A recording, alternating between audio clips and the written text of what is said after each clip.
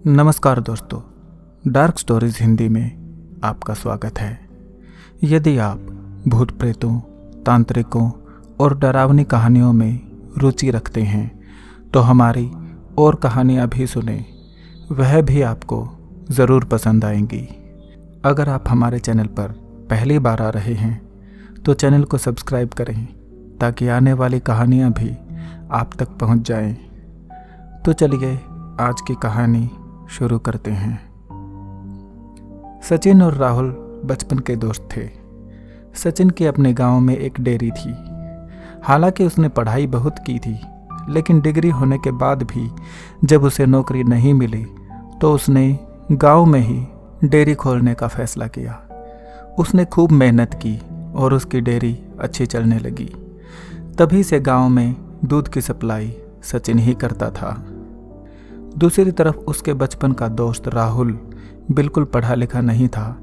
बचपन में ही उसके पिताजी उसे खेत में ले जाने लगे थे और बड़ा होने तक वह पूरी तरह खेती बाड़ी सीख चुका था। अब उसे खेती करना ही अच्छा लगता था और इसी से उसका परिवार चल रहा था। सचिन हर चीज़ को वैज्ञानिक दृष्टिकोण से देखता था और राहुल सीधे और सरल स्वभाव का था और उसे कई बार सचिन की बातें समझ नहीं आती थी। फिर भी उन दोनों में बहुत गहरी दोस्ती थी। सचिन का डेयरी का काम बढ़ रहा था और अब वह पास के एक गांव में भी दूध की सप्लाई करने लगा था। इस काम के लिए उसने एक कारीगर को रख लिया था।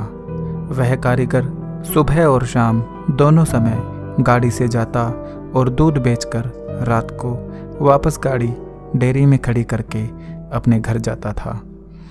एक दिन सचिन के कारीगर को किसी काम से शहर जाना था तो उसने उस दिन की छुट्टी ले ली।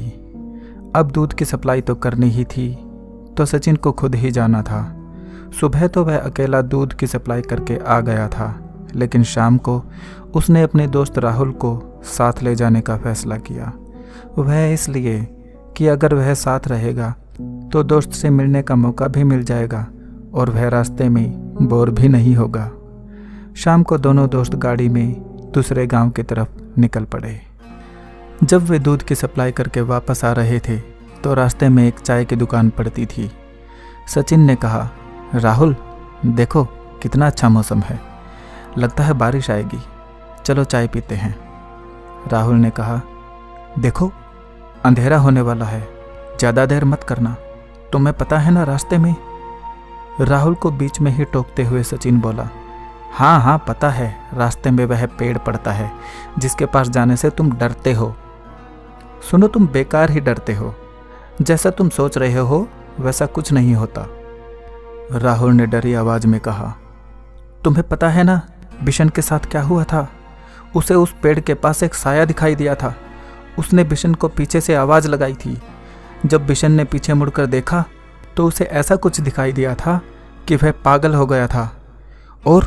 और शामू के बारे में तुम क्या कहोगे। जब वह उस पेड़ के नीचे से जा रहा था तो उसे किसी के रोने की आवाज़ आई। जब उसने मुड़कर देखा तो पेड़ पर एक सफ़ेद कपड़े पहने हुए लंबी बालों वाली औरत बैठी थी। उसे देखकर वह बेहोश हो गया था। उसे 3 दिन बाद होश आया था और उसका बुखार भी 3 दिन तक नहीं उतरा था। और ठाकुर, उसके बारे में तो सब जानते हैं। ठाकुर की बेटी किसी के साथ भाग गई थी। तब ठाकुर ने लोगों के तानों से बचने के लिए उस पेड़ पर फांसी लगाकर आत्महत्या कर ली थी। तब से ठाकुर की आत्मा उस इलाके में भटकती है और आने जाने वाले बहुत से लोगों ने उसे देखने का दावा भी किया है। क्या तुम ये सब नहीं जानते। सचिन ने राहुल की बात को नकारते हुए कहा, तुम बहुत भोले हो, किसी का भी विश्वास कर लेते हो। बिशन के पागल होने का कारण कोई भूत वूत नहीं, बल्कि वह चोट थी जो उसके सिर पर लगी थी। और श्यामू, वह पियक्कड़, वह तो बिल्कुल ही झूठा है। उसने जानबूझकर ऐसी कहानी बनाई ताकि लोग उसके नशे वाली बात को भूल जाएं। सच तो यह है कि वह उस दिन कोई ऐसा नशा करके आया था जो वह झेल ही नहीं सका, इसलिए वह बेहोश हो गया था और बारिश में भीगने के कारण उसे तेज बुखार हो गया था। फिर सचिन ने मजाक में कहा, हाँ ठाकुर की आत्मा तुम्हें जरूर मिलेगी। जब वह मिले तो उसे मेरी तरफ से राम राम कहना। यह कहकर सचिन जोर से हंसने लगा। राहुल ने कहा, तुम चाहे जो भी कहो, लेकिन मुझे पता है कि वहाँ कुछ तो गलत हो रहा है। हम वहाँ से नहीं जाएंगे, मैं कह देता हूँ। हम बाईपास वाले रोड से जाएंगे। इस पर सचिन ने थोड़ा गुस्सा होते हुए कहा, तुम होश में तो हो ना? तुमको पता है ना, अगर बाईपास वाले रोड से जाएंगे तो 5 किलोमीटर ज़्यादा गाड़ी चलानी पड़ेगी। शॉर्टकट छोड़कर तुम लंबे रास्ते से जाने की बात कर रहे हो। वहाँ कुछ भी गलत नहीं है। चाय पी लो, बारिश आने वाली है, समय से पहुँचना भी है। सचिन के आगे राहुल की एक न चली और उसे उसकी बात से सहमत होना ही पड़ा। इसके बाद दोनों ने चाय पी और फिर गांव के लिए रवाना हो गए। बारिश शुरू हो गई थी और तेज हवाएं भी चलने लगी थी। बाहर घुप अंधेरा था। दूर दूर तक अगर कोई रोशनी दिखाई दे रही थी तो वह उनकी ही गाड़ी की हेडलाइट की रोशनी थी। जैसे जैसे उस तथाकथित भूतिया पेड़ का इलाका पास आता जा रहा था, वैसे वैसे राहुल के चेहरे पर चिंता के भाव बढ़ते जा रहे थे। कुछ ही देर में वे उस जगह तक पहुंच गए जहां से 2 रास्ते जाते थे। दाईं तरफ वाला रास्ता बाईपास की तरफ जाता था और बाईं तरफ वाला रास्ता उनके गांव की तरफ, जिस पर वह पेड़ था। राहुल ने सचिन की तरफ ऐसे देखा जैसे वह कहना चाहता हो कि दाईं तरफ गाड़ी मोड़ लो, लेकिन सचिन ने उसकी तरफ ध्यान न देते हुए गाड़ी को बाईं तरफ मोड़ दिया। आधा किलोमीटर आगे जाने पर वह पेड़ दूर से दिखाई देना शुरू हो गया।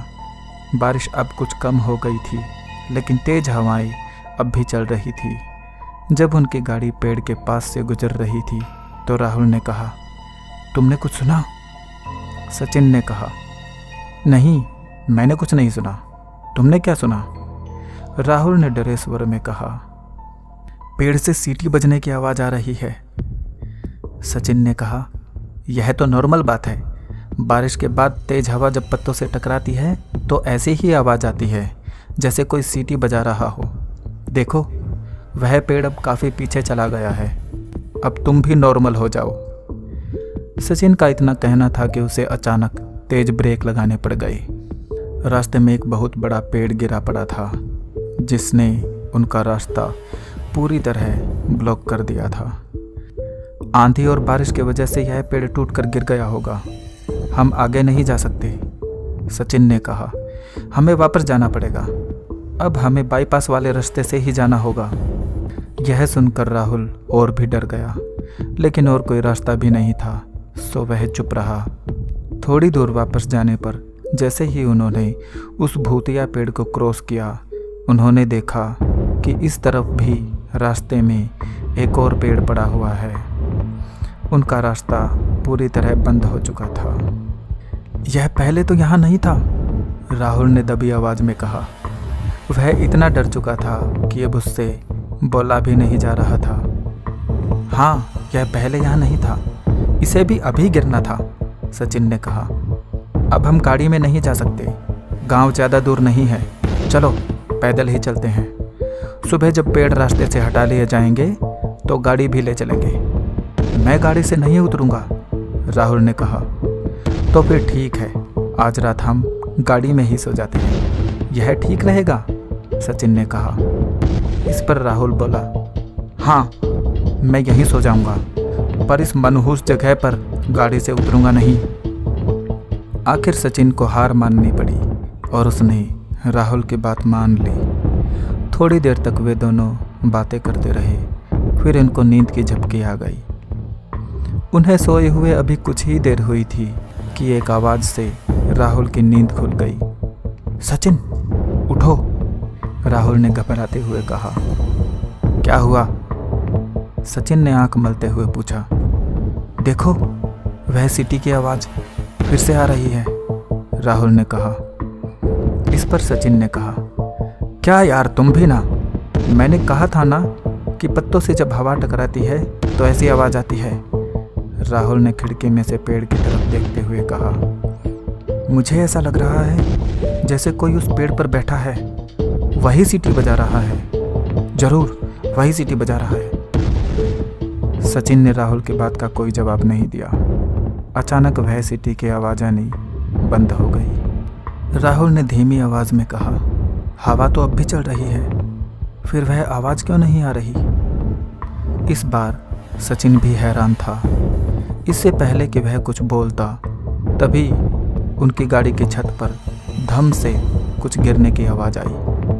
अब की बार सचिन भी डर गया और तभी वह सीटी की आवाज फिर से आनी शुरू हो गई और इस बार वह आवाज उस पेड़ से नहीं बल्कि उनके ठीक ऊपर से यानी गाड़ी की छत से आ रही थी। यह सुनकर सचिन और राहुल दोनों डर के मारे कांपने लगे। अचानक वह चीज उनकी गाड़ी की छत पर कूदने लगी और एक लंबी छलांग लगाते हुए वह उनकी गाड़ी के ठीक सामने गिरे हुए पेड़ और गाड़ी के बीच में आकर खड़ी हो गई। अगला दृश्य जो उन दोनों ने देखा वह किसी का भी होश उड़ाने के लिए काफ़ी था।